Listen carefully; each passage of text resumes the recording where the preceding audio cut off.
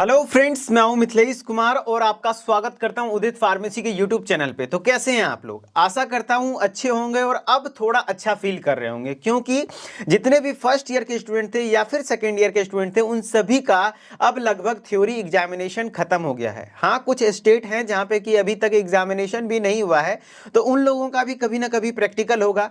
तो आज के इस वीडियो में मैं आपको गाइड करने वाला हूँ कंप्लीटली कि आपके प्रैक्टिकल एग्जाम कैसे होंगे, कितने मार्क्स का होगा और किस फॉर्मेट में होंगे, क्या क्या क्वेश्चन पूछे जाता है। अमूमन तौर पर आपको डिटेल में इंफॉर्मेशन मैं देने वाला हूं प्रैक्टिकल एग्जामिनेशन को लेकर के, तो वीडियो में लास्ट तक बने रहिएगा, ठीक है।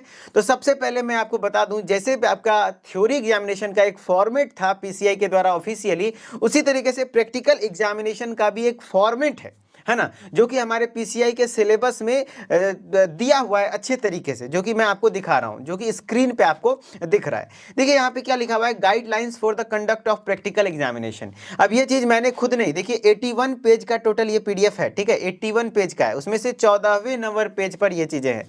अब ये पीडीएफ आपको कहाँ से मिलेगा सर? तो ये आपको चाहिए उदित फार्मेसी का टेलीग्राम चैनल पे जाइए, वहां पे टेलीग्राम चैनल को ज्वाइन कर लीजिए, वहां पिंड किया हुआ है सिलेबस, उसको डाउनलोड कर लीजिए। अदरवाइज सबसे इजी तरीका है कि गूगल पे जाइए और गूगल पे देखिए कैसे लिखना है, डी फार्मा सिलेबस, बस इतना लिखना है तो कुछ इस प्रकार का आपको आ जाएगा। अब इसको क्लिक कर लिए, देखिए मेरे पास डाउनलोडेड आ गया, कोई दिक्कत नहीं है। और ये पीसीआई के द्वारा ऑफिशियली आया है, ऐसा नहीं है कि कुछ भी आ गया। देखिए मैं दिखा देता हूं, यहाँ देखिए PCI pharmacy council of India दिख रहा है, ठीक है। तो इसी को मैं पीडीएफ पर एक्सप्लेन कर रहा हूं, इसमें कई सारे पेजेस हैं, देखिए टोटल 81 पेज है। तो 14वें नंबर पेज पे जब आप आएंगे तो यहाँ पे लिखा हुआ है guidelines for the conduct of the practical examination, ठीक है।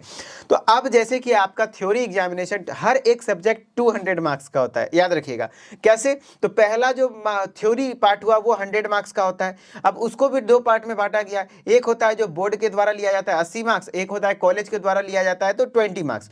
उसी तरीके से जस्ट प्रैक्टिकल भी होता है, आपका कॉलेज के द्वारा जो लिया जाएगा वो 20 मार्क्स का लिया जाएगा और जो बोर्ड के द्वारा लिया जाएगा वो 80 मार्क्स का लिया जाएगा, ठीक है।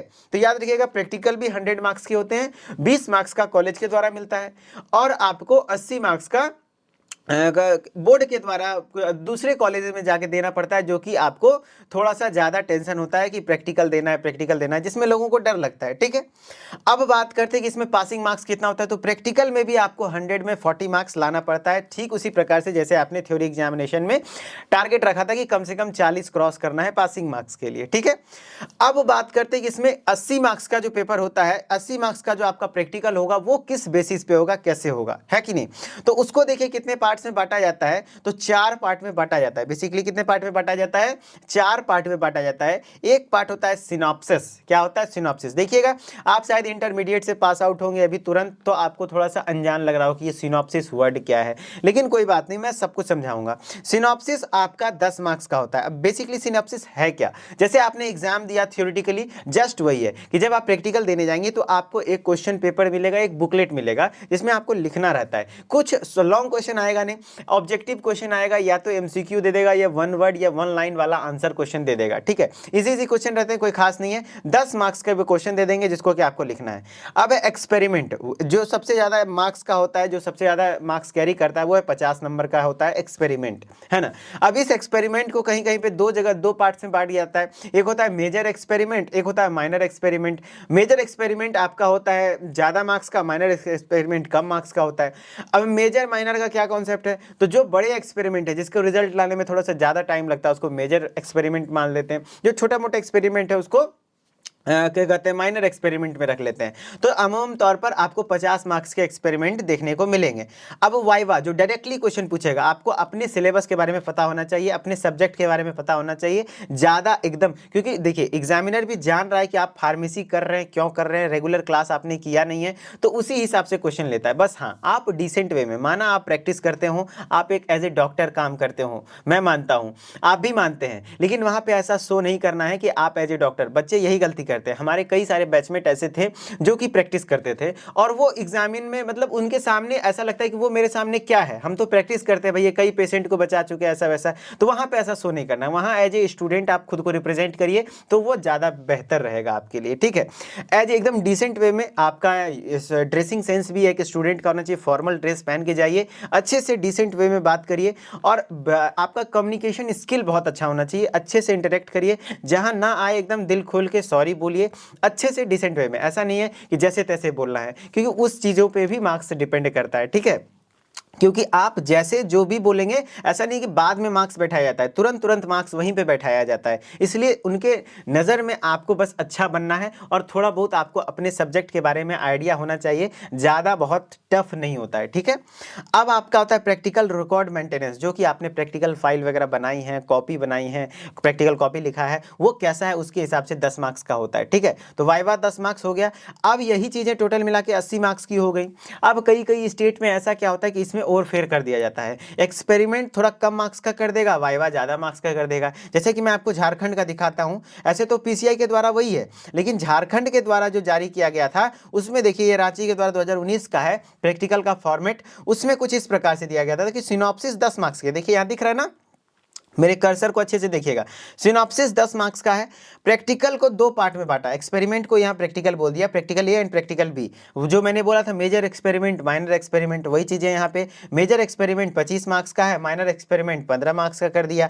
रिकॉर्ड फाइल जो आपने फाइल बनाया 10 मार्क्स का, वाइवा को ज़्यादा कर दिया 20 मार्क्स का। अगर प्रैक्टिकल में 40 हुआ, 25 15 40 हुआ, तो इधर 20 कर दिया, तो टोटल मिला के 80 मार्क्स रहेगा। आगे पीछे हो सकता है कि हो सके वाइवा ज़्यादा मार्क्स का कर दे, तो वो कॉलेज के अकॉर्डिंग अपने टीचर सहूलियत के अकॉर्डिंग वैसा करते हैं, ठीक है। तो वैसा कोई बात दिक्कत वाली बात नहीं है कि, और बस इतना ही है। और इंटरनल जो आपका कॉलेज में होगा वो 20 मार्क्स का होता है ना, जो कि आपने दे चुका है ना, आपको अब नहीं देना है। तो यहाँ पर से अगर आपको कम से कम, और हाँ मैं बता दूं कि जिनको अच्छा स्कोर करना है, परसेंटेज अच्छा करना है, तो भैया प्रैक्टिकल जब तक आपका अच्छा नहीं होगा तब तक स्कोर अच्छा नहीं होता है। क्योंकि 80 में लोग 70 60 प्लस स्कोर करते हैं, यहाँ पे 20 में कम से कम 15 भी मिल जाता है, तो काफ़ी है। थ्योरी में 80 में 60 70 लाना काफ़ी मुश्किल होता है, लेकिन प्रैक्टिकल में ऐसा नॉर्मली अगर थोड़ा सा डिसेंट वे में आप पेश करेंगे और खुद को एक थोड़ा सा अच्छे रिप्रेजेंट करेंगे, उनको लग जाएगा कि आपको थोड़ा बहुत आइडिया है, आप पढ़े हैं, ज़्यादा नहीं है, तो उतने उसके हिसाब से काम बन जाएगा। वो आपके हिसाब से क्वेश्चन पूछेंगे, ठीक है।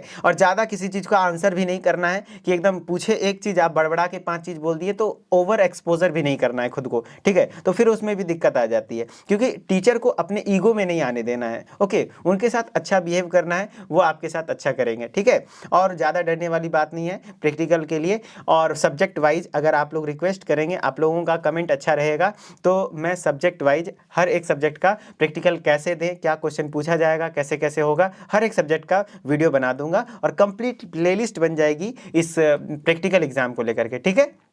चलिए, आई होप आपके सारे डाउट क्लियर हो गए होंगे प्रैक्टिकल एग्जामिनेशन को लेकर के। और भी कोई डाउट बचा होगा तो आप कमेंट में डाल दीजिए, उस हिसाब से हम लोग तो आपके लिए वीडियो बनाने के लिए तैयार हैं और मिलते हैं नेक्स्ट वीडियो में। लेकिन हाँ, मैं पहले बता दूं कि इस बार जैसा आपने कर दिया, यदि आप फर्स्ट ईयर में हैं, इस बार आपने गलती कर दी कि शुरुआत से पढ़ाई नहीं करें, तो आप सेकेंड ईयर में ऐसी गलती मत करिएगा। ये प्रैक्टिकल देने के बाद सेकेंड ईयर की पढ़ाई को स्टार्ट कर लीजिएगा। अगर आपको जो भी प्लेटफॉर्म अच्छा लगे, अगर उदित फार्मेसी अच्छी लगी तो आप हमारे साथ आ जाइए और कम से कम एक एक घंटे भी पर डे पढ़ते रहिएगा। तो मैं आपको दावा करता हूं कि लास्ट के एग्जाम टाइम पे 1-2 महीने, कम से कम 2 महीने में लाइव क्लास लेकर के आपको खींच करके बहुत अच्छा कर दूंगा। पहले थोड़ा बहुत अगर पढ़े रहेंगे, अचानक से आप लास्ट में पढ़ना स्टार्ट करते तो काफ़ी बर्डन हो जाता है आपके ऊपर, ठीक है। तो इस चीज़ का बर्डन नहीं लेना है। जैसे एग्जाम खत्म होगा आप जरूर से सेकेंड ईयर के कोर्स को ज्वाइन कर लीजिएगा और वहाँ पर पढ़ना शुरू कर दीजिएगा, जिस भी प्लेटफॉर्म से आपको ठीक लगे, ठीक है।